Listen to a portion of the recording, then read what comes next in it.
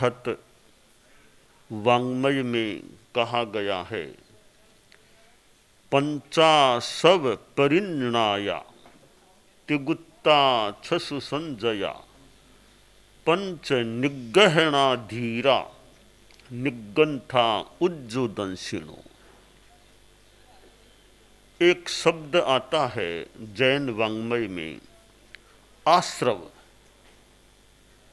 आश्रव यानी वह प्रवृत्ति, वह परिणाम, वह भाव जिसके द्वारा कर्मों का आगमन होता है और आत्मा के कर्म लग जाते हैं, चिपक जाते हैं। ऐसी कई प्रवृत्तियां होती हैं जिनसे आत्मा के पाप कर्म का बंधन हो जाता है। जैसे हिंसा करना, झूठ बोलना, चोरी करना आदि आदि, गुस्सा करना, अहंकार करना, माया, लोभ, इन आचरणों से हमारी आत्मा मलिन बनती है, पाप कर्म आत्मा के लग जाते हैं और कर्म का फल कर्म करने वाले को भोगना होता है। कोई साधु बन जाए और अच्छा संन्यास साधुत्व का पालन करे तो पाप कर्मों से बहुत बचाव हो सकता है। साधु घर परिवार को जिसने छोड़ दिया, साधना में लगा हुआ है, तो पापों से कितना बचाव हो जाता है।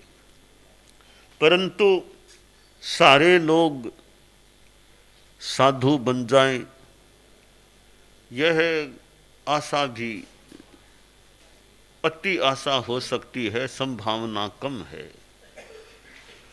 तो फिर गृहस्थ जीवन में रहते हुए भी आदमी ज़्यादा पाप न करे, बुराइयों से बचने का प्रयास करे। बच्चों में ये संस्कार आ जाएं कि बुरे कामों से बचना, बचपन में अच्छे संस्कार आ जाएं और वे संस्कार भीतर तक चले जाएं तो उनका जीवन अच्छा रह सकता है।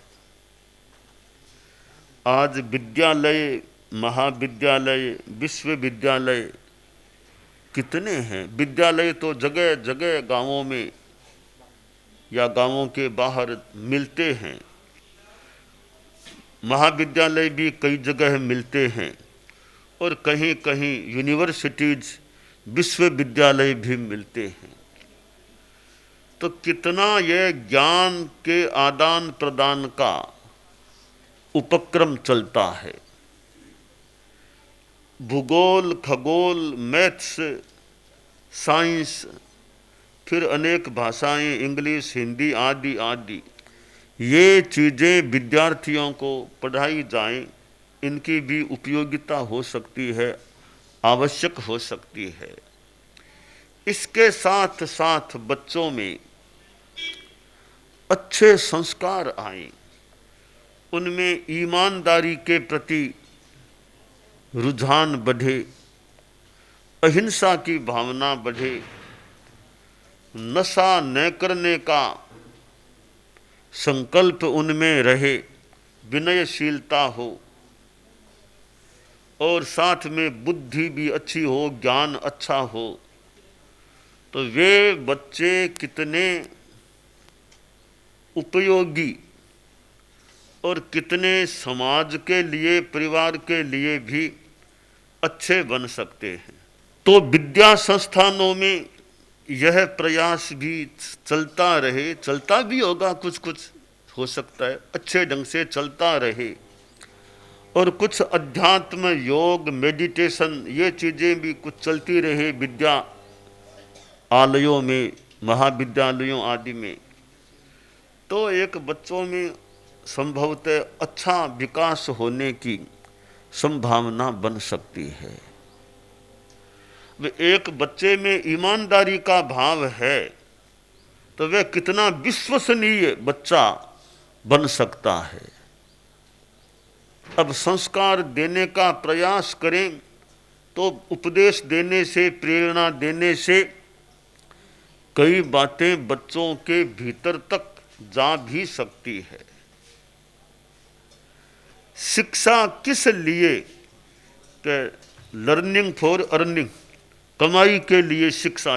पढ़ाई करो ताकि कमाई कर सको, यह उद्देश्य भी कोई खराब नहीं है। यह भी काम की बात है गृहस्थों के लिए कि बच्चा आत्मनिर्भर बन सके, अपनी जीविका चला सके, परिवार को चला सके, धन अर्जन कर सके। तो यह भी शिक्षा का एक उद्देश्य हो तो यह कोई उचित ही है, यानी गलत नहीं है। पर इसके साथ लर्निंग है वो एक गुड जीवन, गुड लाइफ जीने की भी कला लर्निंग के द्वारा हो कि जीवन अच्छा जी सके, कैसे शांति से जी सकें, कैसे दूसरों का भी हित कल्याण कर सकें, कैसे अपने गुस्से पर कंट्रोल रख सकें, ज़्यादा लोभ में नहीं जाना। वांट और नीड, इच्छा कितनी है और आवश्यकता कितनी है, कि वांट को बढ़ाओ। वांट को बढ़ाने का मतलब हम ज़्यादा काम करें, दूसरों की सेवा करें, वो वांट तो मान लो एक चीज़ है। पर व्यक्तिगत जीवन में आकांक्षा बढ़ेगी, मुझे वो चाहिए, वो बढ़िया चीज़ चाहिए, वो चाहिए, तो यह वांट तो विकास में बाधा बन सकती है। संयम इच्छाओं का होना चाहिए। आपके पास बहुत संपत्ति है तो सारी संपत्ति का आप उपभोग करना चाहेंगे कि खूब मौज मस्ती करें, वो चिंतन बढ़िया नहीं। कहा तो यह गया, यावद भ्रियेत जठरम तावत सत्वम या स्वत्वम ही देहिनाम अधिकम यो भी मन्येत सैस्तेनो बदमर्हति, कि जितने से तुम्हारा पेट भरे उतना धन रखना तो मान लो ठीक है, वो तो सही है।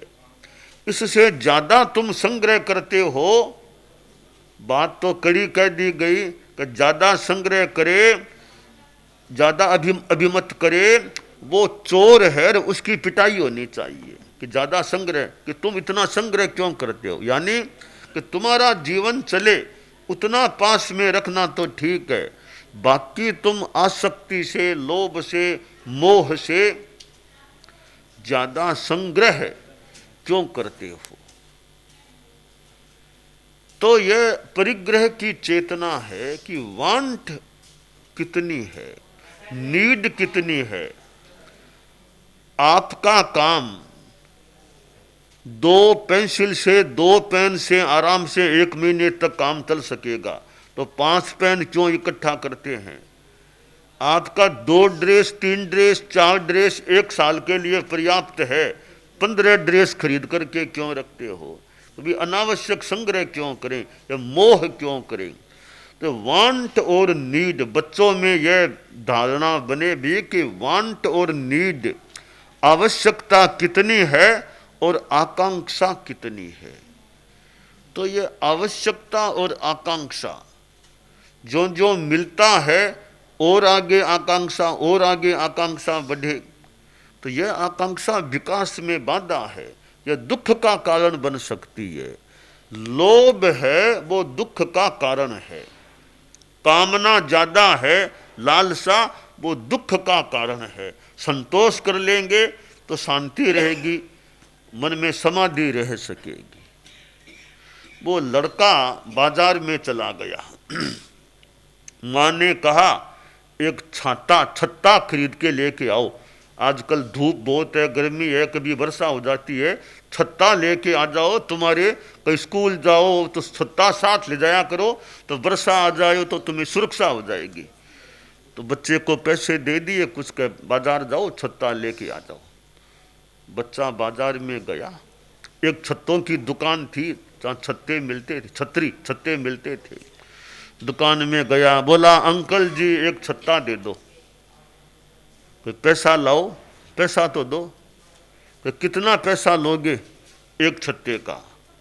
तो दुकानदार बोला, साहब 10 रुपये लूंगा। 10 रुपये लाओ, एक छत्ता दे देता हूं।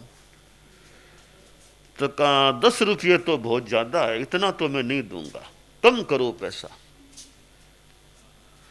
तो दुकानदार ने कहा ठीक है, बच्चा है, कहा 5 रुपया दे दो, 5 में तुमको छत्ता दे दूंगा, एक छोटा छत्ता 5 रुपये में दे दूंगा।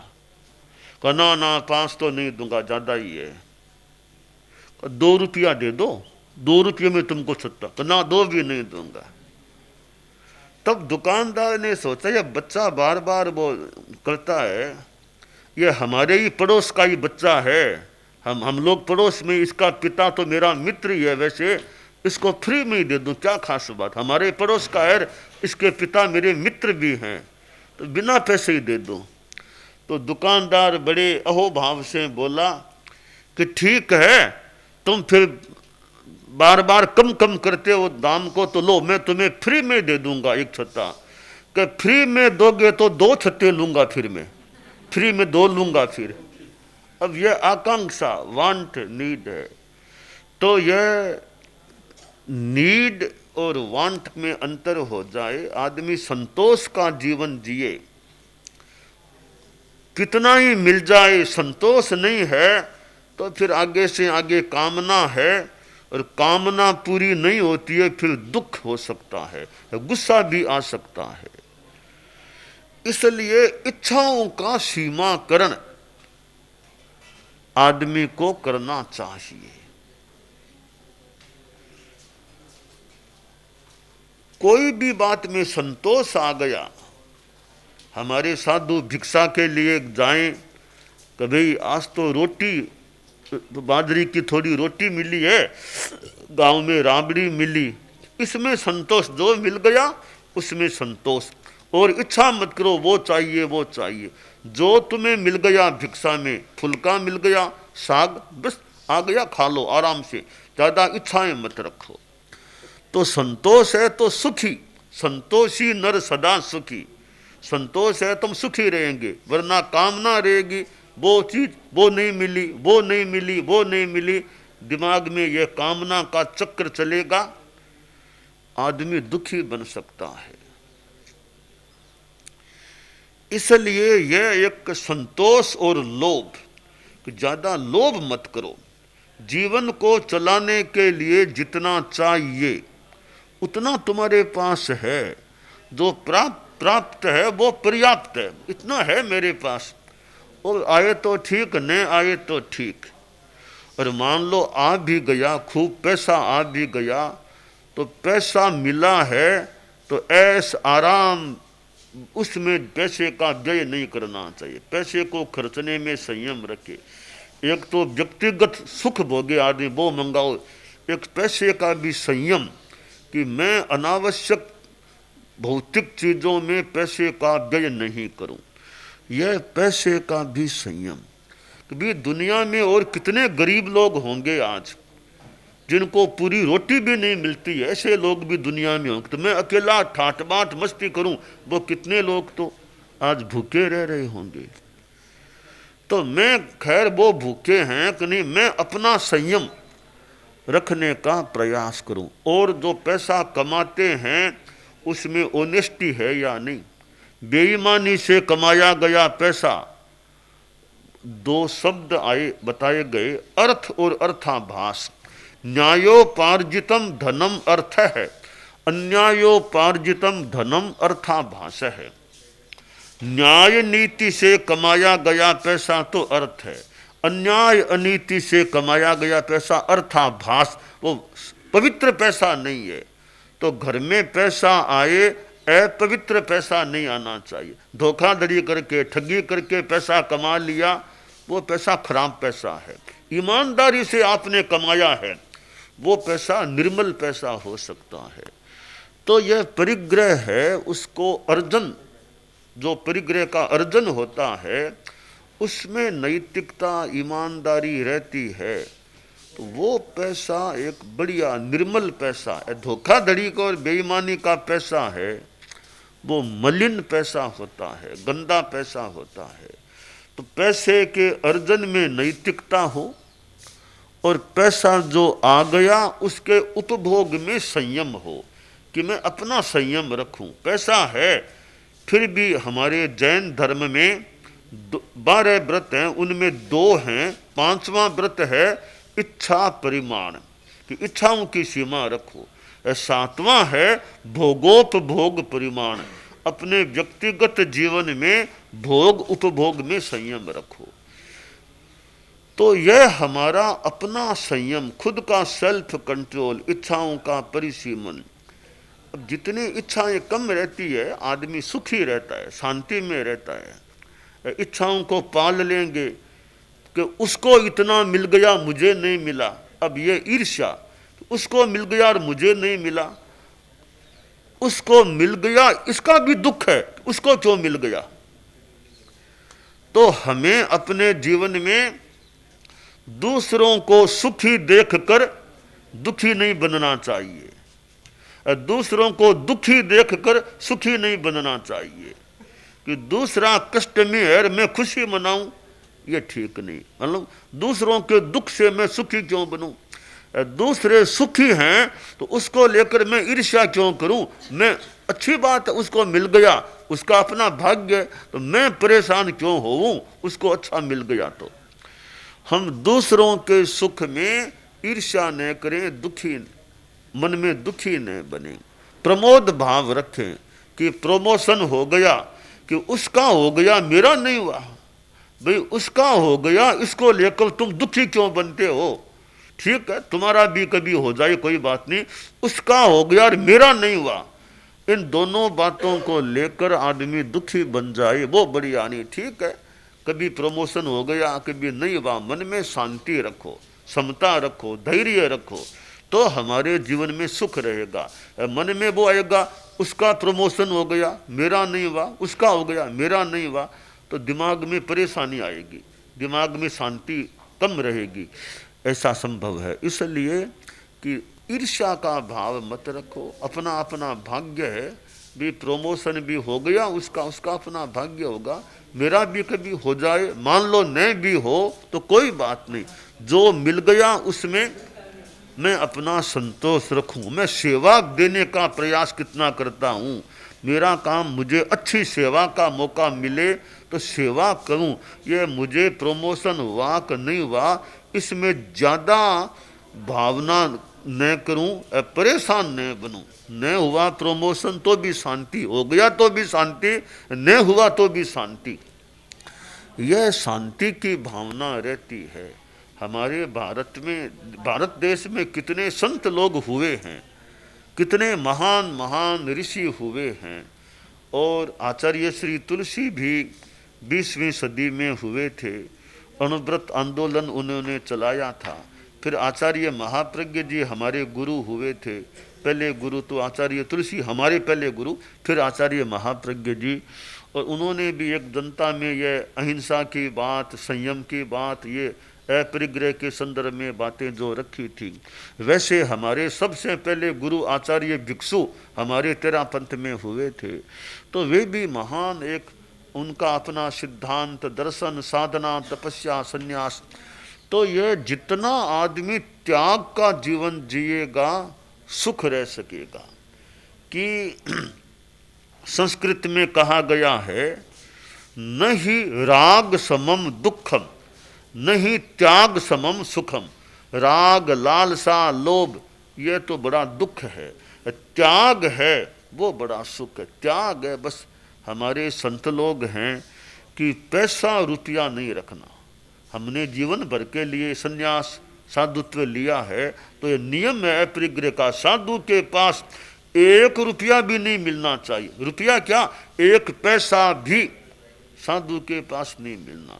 दुनिया भर में कोई भी मकान साधु के ओनरशिप में नहीं होना, कोई मठ आश्रम कुछ भी साधु के मालिकाना में नहीं हो। 1 इंच की जमीन कहीं भी साधु के मालिकाना में नहीं हो। इसलिए जहाँ जाओ, जो स्थान मिले रह गए आगे बढ़ जाओ। यहाँ आए यह विद्यालय यहाँ मिल गया रह गए, फिर आगे बढ़ने की बात है। तो अपना मकान बना करके मत रखो, परिग्रह मत रखो अपना, कि जहाँ जाओ वहाँ जो मिले देख लो। तो यह साधुओं का अपरिग्रह का जीवन है, इधर अहिंसा का जीवन है। एक कीड़ा भी पैर के नीचे न आ जाए ध्यान रखो।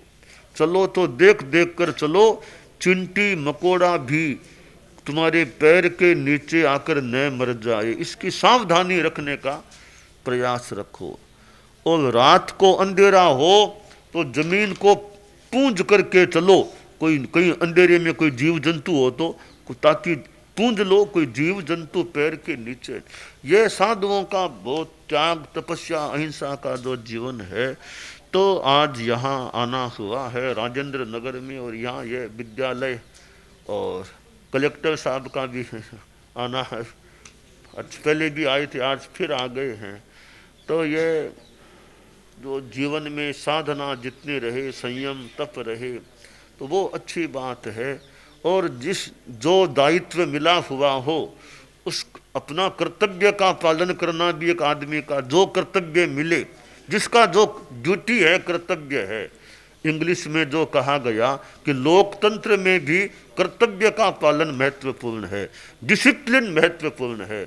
Without duty and discipline the duty of democracy shall be doomed to death and destruction. कि लोकतंत्र में भी कर्तव्य और ये अनुशासन नहीं रहेंगे तो लोकतंत्र का देवता विनाश और मृत्यु को प्राप्त हो जाए।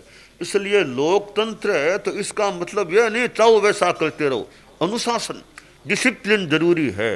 वो रहेगा तो गांव हो, स्कूल हो, नगर हो, देश हो, डिसिप्लिन ठीक है तो अच्छी व्यवस्था चल पाएगी। अब भारत का संविधान है, संविधान के अनुसार, कॉन्स्टिट्यूशन के अनुसार देश चलता है, अच्छा चलता है। कोई विधान का भंग करता रहेगा तो व्यवस्थाएं गड़बड़ा सकेगी। इसलिए संविधान भी एक अपने आप में डिसिप्लिन है कि नियम विधान के अनुसार चलें।